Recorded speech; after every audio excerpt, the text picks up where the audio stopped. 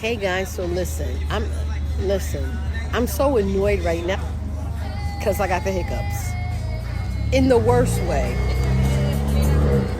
I'm out, we're having a good time. The ladies are out, we're sitting here, happy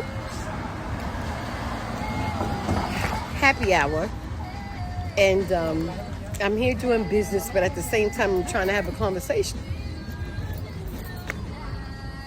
I'm trying to have a conversation with someone, but I keep doing that, and that's annoying. So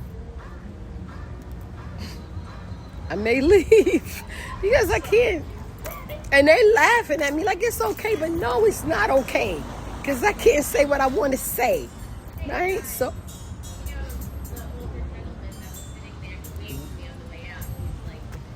I'm going home. Yeah, because I don't like this. But other than that, it's a nice night. And what I what I wanted to talk about, I can't because I don't want to have the hiccups. Okay, when I'm explaining what I need to explain. So that's the end of that. How you doing? Hi.